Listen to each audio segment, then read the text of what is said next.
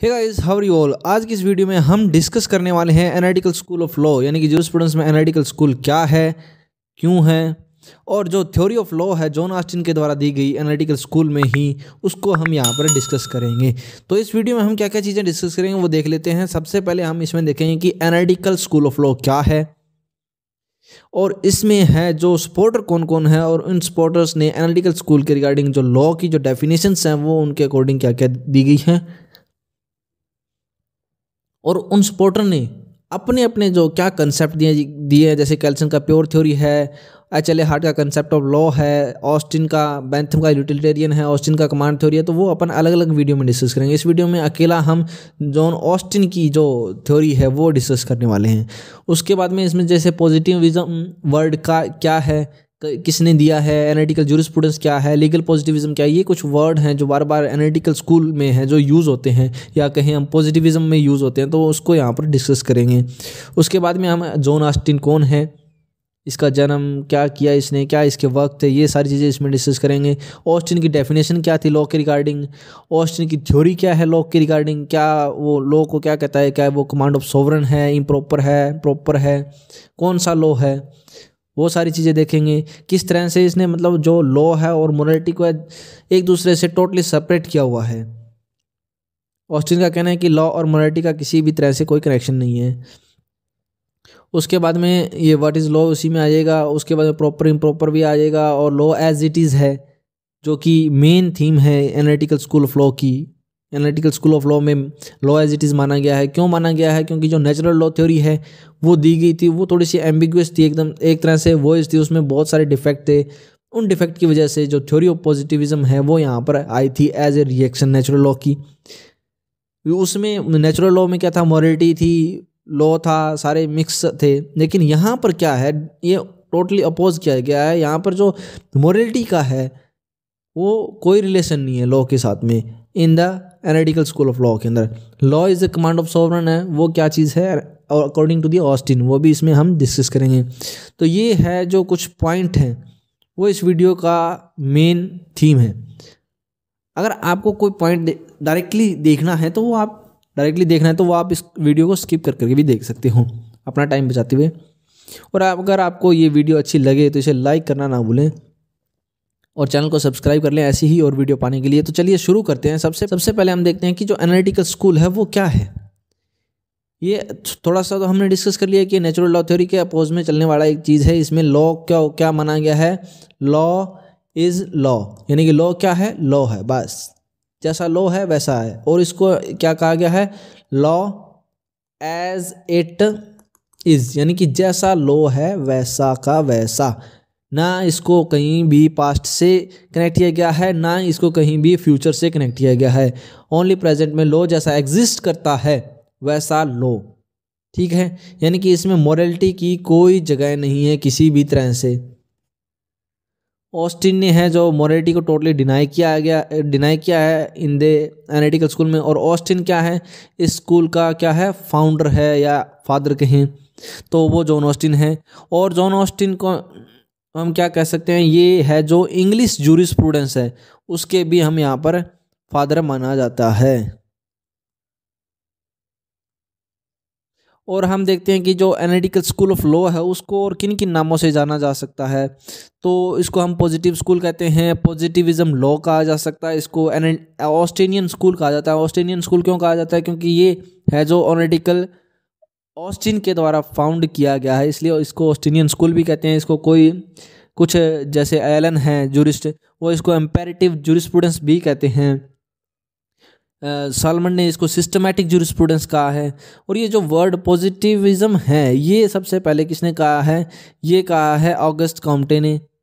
उसके बाद में हम देखते हैं कि एनालिटिकल स्कूल के जो सपोर्टर कौन कौन हैं। इसमें सपोर्टर आते हैं, सबसे पहले हैं बेंथम, उसके बाद में आते हैं जॉन ऑस्टिन। जो एनालिटिकल स्कूल है उसके अंदर इन दो जूरिस्ट का बहुत ही ज़्यादा मेन रोल है।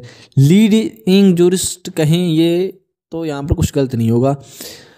एक यहाँ पर फादर है जॉन ऑस्टिन, बेंथम से इन्फ्लुएंस है। क्यों इन्फ्लुएंस है ये हम आगे जब जॉन ऑस्टिन के बारे में हम देखेंगे, वहाँ देखेंगे।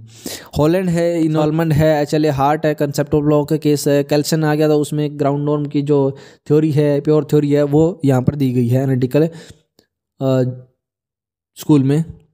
उसके बाद में हम देखते हैं कि जो 19th सेंचुरी के बिगिनिंग में है, जो एक मूवमेंट चला था, पॉजिटिविस्ट मूवमेंट। तो वो जो पॉजिटिविस्ट मूवमेंट है, उस मूवमेंट में क्या था कि जो पॉजिटिव एनालिटिकल स्कूल है वो उभर कर निकला। तो उस एनालिटिकल स्कूल की जो मेन बेसिस क्या थी, वो थी, एक तो थी बेंथम की यूटिलिटेरियन थ्योरी, और एक थी जॉन ऑस्टिन की जो पॉजिटिविज्म थी, एनालिटिकल पॉजिटिविज्म थी। ये जो थ्योरी थी वो यहाँ पर पॉजिटिविस्ट मूवमेंट के अंदर एक बेस मानी गई है। और उसके बाद में ही एक जो नया स्कूल है वो यहाँ पर आया था, एनालिटिकल स्कूल। नेक्स्ट देखते हैं इसके बाद में आता है पॉजिटिविज्म। पॉजिटिविज्म क्या है, ये वर्ड क्या डिस्क्राइब करता है? ये क्या कि एक सिस्टम है ऑफ फिलोसफी जो कि बेस्ड है on a thing that can be seen और prove rather than the idea. यानी कि कोई सिस्टम है फिलोसफी का जो कि चीज़ों को देखता है और उनको प्रूव करता है, न कि किसी तरह का एक सिंपल आइडिया है। वो यहाँ पर पॉजिटिविज्म उसको कहा गया है, ठीक है। और एनालिटिकल जूरिस्प्रूडेंस है, वो क्या है, एक ब्रांच ऑफ लीगल पॉजिटिविज्म की। अब लीगल पॉजिटिविज्म की ब्रांच है, ये बात ठीक है, लेकिन तो लीगल पॉजिटिविज्म क्या है, चलो वो भी देख लेते हैं कि लीगल पॉजिटिविज्म क्या है। वो एक अप्रोच है टू लॉ जो कि रिजेक्ट करती है नेचुरल लॉ को। सिंपल सी बात है कि नेचुरल लॉ है, उसको जो भी अप्रोच रिजेक्ट कर रही है वो यहाँ पर लीगल पॉजिटिविज्म में आ गई, और उसी की ब्रांच है जो एक एनालिटिकल जूरिस्प्रूडेंस हो गया। पॉजिटिविज्म हमने सिस्टम देख ही लिया जो कि थिंग्स को देख करके प्रूव करता है, वही है, न कि कोई आइडिया। नेचुरल लॉ में कोई आइडिया हो सकता है, लेकिन यहाँ पे कोई आइडिया की कोई जगह नहीं है। थिंग्स सीन या प्रूव की जाती है, वही यहाँ पर रखी गई है, यानी कि law as it is, nothing else. अब उसके बाद में देखते हैं कि जॉन ऑस्टिन है वो कौन है।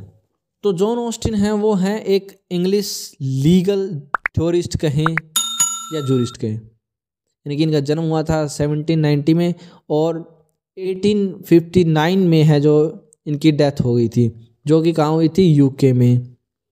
और 5 ईयर इन्होंने आर्मी में दिए थे। नेपोलियनिक जो वार थी उनमें भी इनका काफ़ी योगदान रहा, और कहीं ना कहीं है जो ये आर्मी में रहने की वजह से इनकी जो कमांड थ्योरी है वो मुझे लगता है कि वहाँ से इन्फ्लुएंस्ड हुई है। और यूनिवर्सिटी ऑफ लंदन में भी ये है जो एज ए प्रोफेसर के तौर पे 1826 में रहे हैं। कि जो स्कूल है ना जॉन ऑस्टिन के द्वारा कौन कौन से दिए गए हैं, वो है स्कूल, एनालिटिकल स्कूल, जिसको हमने अभी डिस्कस किया है, आगे भी इसके बारे में डिस्कस करेंगे, और इसमें ऑस्टिन की जो थ्योरीज हैं वो भी डिस्कस करेंगे। उसके बाद में देखते हैं कि इन्फ्लुएंस किन किन का, कौन कौन से जूरिस्ट का है जो इसके जॉन ऑस्टिन के ऊपर रहा है। वो है जेरेमी बेंथम। क्यों रहा है? क्योंकि जब अपनी जो जॉन ऑस्टिन है अपनी वाइफ सारा टाइलर हैं उनसे शादी करने के बाद में जब वो नई जगह पे शिफ्ट हुए थे, तो वो यहाँ पर जो जेरेमी बेंथम थे उसके नेबर के तौर पे आए थे। तो उस टाइम से ये हैं जो ये इनको जानने लगे थे और इनसे जो है इन्फ्लुएंस्ड हुए, और ये जो थ्योरी है जो इन्होंने उन्हीं के इन्फ्लुएंस में आके दी है। इनके कुछ फ्रेंड्स भी थे, जैसे कि जेम्स है, जॉन साउटर मिल है, वो इनके फ्रेंड थे। और अब बात करें अगर हम वर्क की जॉन ऑस्टिन की, तो इन्होंने जो बुक है प्रोविंस ऑफ जूरिस्प्रूडेंस डिटरमाइंड 1832 में दी ही, जो कि इतनी कुछ खास पॉपुलर नहीं हुई।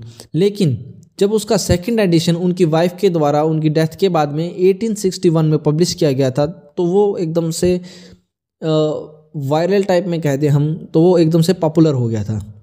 तो उस टाइम है जो यहाँ पर है जॉन ऑस्टिन के वर्क को जाना गया था। फर्स्ट जो वर्क था उसका प्रोविंस ऑफ जूरिस्प्रूडेंस, और उसके सेकंड एडिशन के बाद में। और उन्होंने एक बुक और लिखी थी लेक्चर ऑन जूरिस्प्रूडेंस 1863 में, वो भी इसके वर्क में आएगी। और जो जॉन ऑस्टिन का मेन गोल कहें तो वो क्या है कि जो ट्रांसफॉर्म है लॉ इनटू ए ट्रू साइंस में इसको लॉ को कन्वर्ट करने का एक इनका गोल था मेन। और यहाँ पर हम जॉन ऑस्टिन के बारे में क्या कह सकते हैं कि जो लॉ है उसके रिगार्डिंग 2 फोल्ड व्यू थे जॉन ऑस्टिन के। वो क्या क्या थे कि लॉ और जो मोरालिटी है वो टोटली एक दूसरे से सेपरेट हैं। यहाँ पर अगर हम मोरालिटी लिखते हैं, लॉ लिखते हैं, ये मोरालिटी है, तो ये दोनों एक दूसरे से सेपरेट है, इनका आपस में कोई लेना देना नहीं है। जबकि नेचुरल लॉ में मोरालिटी को साथ में रखा गया था। तो इसीलिए तो यहाँ पर एनालिटिकल स्कूल में है जो नेचुरल लॉ को डिनाई किया गया है। दूसरा व्यू क्या था कि जो मैन मेड पॉजिटिव लॉज हैं वो क्या है, can be trace back to the human law maker, जो कि बनाने वाले उन्हीं के द्वारा ही ट्रेस बैक किया जा सकता है। तो इसीलिए उसको लीगल पॉजिटिविज्म कहा है, जो कि सुपीरियर अथॉरिटीज़ बनाती हैं।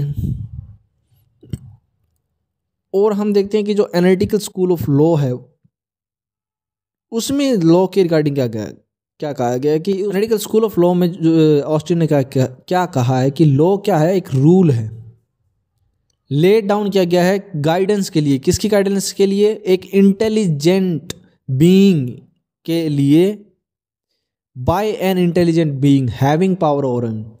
यहाँ पर अगर हम कहें कि एक कमांड ऑफ सोवरेन, तो वो यहाँ पर कहीं ना कहीं झलक आती है उसकी, यानी कि गाइडेंस के लिए एक इंटेलिजेंट बीइंग के लिए, एक इंटेलिजेंट बीइंग के द्वारा जो कि उसके ऊपर पावर कर रहा है, गवर्न कर रहा है उसको, उसी के द्वारा कोई बनाया गया रूल ही यहाँ पर लॉ है। और चीज़ हम देखते हैं कि वैसे हम इसको कमांड ऑफ सोवरेन भी इसमें कहीं ना कहीं बन जाता है कि जो रूल पावर कर रहा है तो वो एक तरह से सोवरेन ही होगा, तो उसकी कमांड है या उसका रूल है, वही हो गया। अब लॉ को देखते हैं कि यहाँ पर जॉन ऑस्टिन ने कौन कौन से भागों में बांटा गया है। इसको प्रॉपर लॉ और इम्प्रॉपर लॉ में क्लासीफाई किया है। उसके बाद में प्रॉपर लॉ को फिर से क्लासीफाई किया है। एक तो जो सेट बाय द गॉड है यानी कि लॉ ऑफ गॉड है, दूसरा set by the man for man, जिसको यहाँ पर ह्यूमन लॉ कहा गया है। और इम्प्रॉपर लॉ में लॉ बाय एनालॉजी और लॉ बाय मेटाफर है दिया गया है। उसके बाद में अगर हम law by man for man है यानी कि ह्यूमन लॉ, उसको फिर से इन्होंने है जो क्लासीफाई किया है into the positive law and positive morality. Positive law कौन से हैं? वो लॉ है जो कि सेट किए गए हैं किनके द्वारा? पॉलिटिकल सुपीरियर के द्वारा, यानी कि जैसे स्टैट्यूट्स हैं, लेजिस्लेशन है, या फिर कमांड कहीं किसी पॉलिटिकल सुपीरियर की। तो ये जो है यहाँ पर एनालिटिकल स्कूल का मेन सब्जेक्ट मैटर है, यानी कि ज्यूरिस्प्रूडेंस की स्टडी के लिए जो मेन सब्जेक्ट मैटर है वो क्या है? Positive law. इसको हम डिस्कस कर रहे हैं। पॉजिटिव मोरालिटी है उसको यहाँ पर लॉ नहीं माना है ऑस्टिन ने। उसके बाद में देखते हैं क्या चीज़ आती है कि डेफिनेशन ऑफ लॉ क्या है, कि law according to the Austin definition of law में हम देखते हैं कि लॉ क्या है? Is a command of sovereign जो कि backed up by the sanction. Command है ऑफ सॉवरन की जो कि बैक्ड बाय द सैंक्शन। तो यहाँ पर 3 वर्ड निकल के आते हैं इस डेफिनेशन के आधार पर। एक तो होता है कमांड, दूसरा है सॉवरन और तीसरी है सैंक्शन। तो चलिए अब ये कमांड क्या है, सॉवरन कौन है और सैंक्शन क्यों है, किस लिए है, ये तीनों चीज़ें अब आगे देखते हैं डिटेल में। तो सबसे पहले हम देखेंगे कमांड। यहाँ पर कमांड का क्या मीनिंग है? कमांड का मतलब क्या है कि एक विश या डिजायर है जो कि कंसीव्ड होती है by the rational being to another rational being, जो कि उसको करेगा या फिर उसको न करने के लिए है, यानी कि फॉरबियर है। तो यहाँ पर कमांड हम और किसको कह सकते हैं? कमांड एक तरह की डिजायर, विश या फिर एक ऑर्डर कहें जो कि एक सुपीरियर के द्वारा अपने इन्फीरियर को दिया जाता है या सबऑर्डिनेट को दिया जाता है, उसको यहाँ पर कहा है। तो यहाँ पर सोवरेन किसको कहा है? एक तरह से किंग या कोई पॉलिटिकल सुपीरियर अथॉरिटी है, और इन्फीरियर जैसे पब्लिक हो गया, पीपल हैं उनको यहाँ पर इन्फीरियर कहा गया है। तो ये हो गया एक तरह से कमांड। अब कमांड के बाद में नेक्स्ट आता है कि जो सोवरन है उसका क्या मीनिंग है। यहाँ पर सोवरन का मीनिंग एक ऐसे व्यक्ति से है जो कि सुपीरियर है और कोई भी है उसके साथ में इंटरफेयर नहीं कर सकता, यानी कि उसकी जो भी ऑर्डर है, कमांड है, वही लॉ है यहाँ पर मानी गई है। और हम सोवरन यहाँ पर किसको कह सकते हैं? कोई पर्सन हो सकता है, कोई बॉडी ऑफ पर्सन है जिसको एक बल्क ऑफ पॉलिटिकल सोसाइटी है हैबिचुअली ओबे करती है। कोई भी सोसाइटी जिस व्यक्ति को या किसी बॉडी है ऑफ पर्सन है उसको ओबे कर रही है, उसको हम यहाँ पर सोवरन कह सकते हैं। तो ये सोवरन हो गया। और थर्ड जो टर्म है सैंक्शन, सैंक्शन का यहाँ पर क्या मीनिंग कहा गया है? सैंक्शन को यहाँ पर एक इंस्ट्रूमेंट के तौर पर लिया गया है। इंस्ट्रूमेंट कैसा? इंस्ट्रूमेंट कोरेशन का, जिसके द्वारा कोई भी सिस्टम है ऑफ इम्पेरेटिव लॉ का उसको इन्फोर्स किया जाता है। ये एक तरह की फिजिकल फोर्स है जो कि अप्लाइड की जाती है स्टेट के द्वारा अपने एडमिनिस्ट्रेशन ऑफ जस्टिस के लिए, यानी कि कोई व्यक्ति जो कमांड है सोवरेन की उनको ओबे नहीं करता तो उस केस में उसको ऊपर है जो इस कुछ सैंक्शंस लगाई जाती हैं उसको ओबे करवाने के लिए। और ये एक तरह की ईवल होती है। ये कब इनक्योर होती है? जब ये इनक्योर होती है जब कोई कमांड है वो डिसओबे की जाती है किसी भी सब्जेक्ट के द्वारा, पीपल्स के द्वारा, तो उस टाइम इसको यहाँ पर इनक्योर किया जाता है। इसका मतलब क्या है कि जिसके द्वारा कोई कमांड या ड्यूटी है वो इन्फोर्स की जाती है। एक तरह की फोर्स है जो कि बाउंड करती है किसी भी व्यक्ति को जो कमांड है उसको फॉलो करने के लिए। ये पनिशमेंट से थोड़ी सी वाइडर सेंस में यूज होती है। आई थिंक आपको ये तीनों टर्म है जो समझ में आ गई हैं। अब इसके बाद में जो हमने ऑस्टिन की थ्योरी है वो कंप्लीटली देख लिया। अब इसके बाद में वैसे हर एक थ्योरी है जूरिस्ट के द्वारा दी गई है वो अपने टाइम के अकॉर्डिंग दी गई है, और वो थ्योरी है पार्टिकुलर थ्योरी वो हर टाइम में फिक्स नहीं होती। तो उसी हिसाब से उस थ्योरी की अलग अलग जूरिस्ट जो अलग अलग टाइम पर आते हैं उनके द्वारा उसका क्रिटिसिज्म किया जाता है। वो इसकी आलोचना करते हैं कि इसमें ये कमियां थी, ये नहीं थी।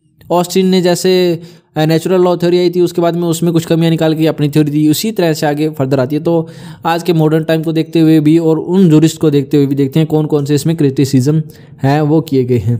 तो सबसे पहला क्रिटिसिज्म क्या है कि sovereign is not only the source of law. अब सोर्स ऑफ लॉ की जो वीडियो आप देखेंगे जो जूरिस्प्रूडेंस के अंदर आप शुरू में डिस्कस की थी तो उसमें सोर्सेज ऑफ लॉ हैं वो बहुत सारे हैं। वहाँ पर अकेले सोवरेन को कहीं भी ये डिफाइन नहीं किया कि सोर्स ऑफ लॉ है। यहाँ पर कस्टम है उनको भी यहाँ पे सोर्सेज ऑफ लॉ माना गया है, यूजेस है, लेजिस्लेशन है, जुडिशियल डिसीजंस हैं, ये सारे यहाँ पर सोर्स के अंदर आते हैं। तो ये एक तो इस आधार पे क्या है। नेक्स्ट क्या कहता है कि थ्योरी है वो कस्टम को इग्नोर करती है। यहाँ पर कस्टम नहीं है, जबकि यहाँ पर सिर्फ ओनली सोवरेन की जो कमांड है उसको ही लॉ माना गया है, पॉजिटिव लॉ को यहाँ पर माना गया है। तो कस्टम क्या है कि जब अर्लियर टाइम था जिस टाइम सोवरेन जैसा ये कंसेप्ट नहीं था, कमांड का कंसेप्ट नहीं था, उससे पहले कस्टम ही तो इस सोसाइटी को रेगुलेट करती थी। और आज भी अगर कोई लेजिस्लेशन बनाना पड़ता है तो यहाँ पर कस्टम को आगे एज ए सोर्स के तौर पर वहाँ पर कंसीडर किया जाता है उस लॉ को या लेजिस्लेशन को बनाने के लिए। तो इस टाइम पे यहाँ पर कस्टम भी ज़रूरी है। उसके बाद में यहाँ पर कहा गया है कि इसमें जज के द्वारा बनाए गए लॉ की कोई जगह नहीं है, यानी कि जजमेंट लॉ कोई भी डिसीजन है तो उनको यहाँ पर इग्नोर किया गया है इस थ्योरी के अंदर। तो इसलिए भी इसका क्रिटिसिज्म उस आधार पे किया गया है क्योंकि बहुत सारी केसेस के डिसीजन के दौरान है जजेस है जो नए उस लॉ की इंटरप्रिटेशन करते हैं और कुछ उसकी के अंदर कुछ नए लॉ है वो इंट्रोड्यूस हो जाते हैं तो उनको जजमेंट लॉ कहते हैं, उनकी इसमें जगह नहीं है। उस आधार पे भी इसको क्रिटिसिज्म किया गया है। नेक्स्ट आता है कि it can not be applied in this area of the civil law. Civil law में ये कमांड वगैरह ये अप्लाई नहीं की जा सकती। नेक्स्ट उसके बाद में आता है कि law is not always shaped in form of A command, कि लॉ है उसको हमेशा एक कमांड के तौर पर उसको फ्रेम नहीं किया जा सकता। कुछ ऐसे लॉज भी होते हैं जो किसी तरह से प्रिविलेज कन्फर करते हैं या कुछ अदर, जैसे कि विल्स एक्ट है उसके अंदर कमांड नहीं है। यहाँ पे टेस्टिमोनियल डॉक्यूमेंट्स ड्राइंग करने के दौरान कुछ मेथड्स होते हैं उनके रिगार्डिंग लॉ है वो यहाँ पर कवर नहीं होते कमांड वाली चीज़ के अंदर। तो वो चीज़ें भी यहाँ पर इस थ्योरी के अकॉर्डिंग फिट नहीं बैठती। और उसके बाद में आता है कि जो जितनी भी कमांड है वो यहाँ पर लॉ नहीं है। ठीक है, ये जो कमांड वाला अपन ने सेक्शन किया था उसके अंदर जो कमांड हमने डिस्कस की थी उसमें कमांड कितनी है, दो प्रकार की दी गई है। एक तो है जनरल कमांड और एक है पार्टिकुलर कमांड। जनरल कमांड होती हैं जितनी भी वही लॉ होती हैं जो कि सभी के द्वारा फॉलो की जाती है। पार्टिकुलर कमांड कौन सी होती हैं, जो कि किसी इंडिविजुअल को दी जाती है या किसी पार्टिकुलर कम्युनिटी को छोटे तौर पर, उसको यहाँ पर पार्टिकुलर कमांड कहते हैं। तो वो है जो पार्टिकुलर कमांड है उनको यहाँ पर लॉ नहीं माना गया, ओनली जनरल कमांड को ही यहाँ पर लॉ माना गया है। तो इस आधार पर हम कह सकते हैं कि जितनी भी कमांड है वो यहाँ पर लॉ नहीं हो सकती। कुछ ऐसी कमांड भी पुराने टाइम में सोवरेंस के द्वारा, राजाओं के द्वारा दी जाती थी जो कि सब्जेक्ट के लिए अच्छी नहीं होती थी। तो आज के मॉडर्न टाइम के अंदर देखते हुए उन चीज़ों को यहाँ पर नहीं माना गया है। और international law is not law. Austin कहते हैं कि इंटरनेशनल लॉ है जो पॉजिटिव लॉ नहीं है, इसीलिए इसको लॉ नहीं मानते, ये इसको सिर्फ पॉजिटिव मोरालिटी कहते हैं। ऑस्टिन ने इंटरनेशनल लॉ को जस्ट एक पॉजिटिव मोरालिटी कहा है, क्योंकि इसके अंदर सैंक्शन कहीं पे भी नहीं है, कमांड नहीं है। यहाँ पर एग्रीमेंट्स होते हैं, अलग अलग देशों के बीच में कन्वेंशंस होती हैं, उनके आधार पर उनको किया गया। यहाँ पर एक पार्टिकुलर सॉवरन नहीं है इन सभी देशों के ऊपर इंटरनेशनल लॉ के अंदर। कुछ इस तरह की खामियों की वजह से यहाँ पर ऑस्टिन ने अपनी कमांड थ्योरी यहाँ पर अप्लाई करते हुए इसको इंटरनेशनल लॉ को एक लॉ नहीं माना है। तो इस आधार पे भी है जो ऑस्टिन की इस थ्योरी को क्रिटिसाइज किया गया है।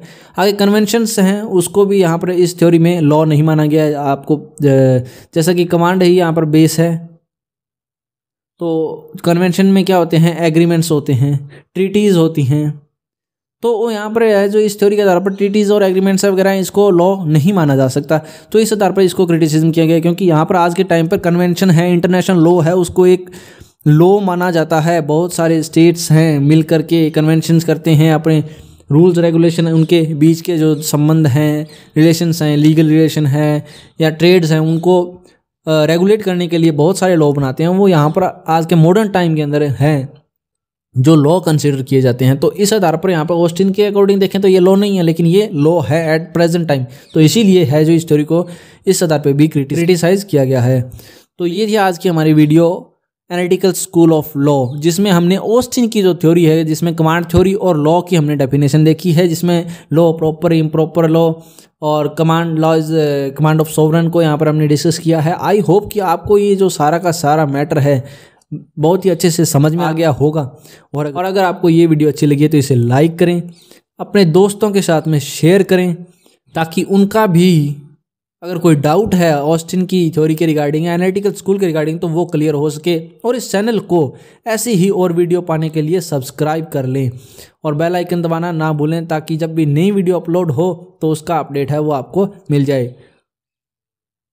And thanks for watching. Keep learning, keep growing with the law notes for you.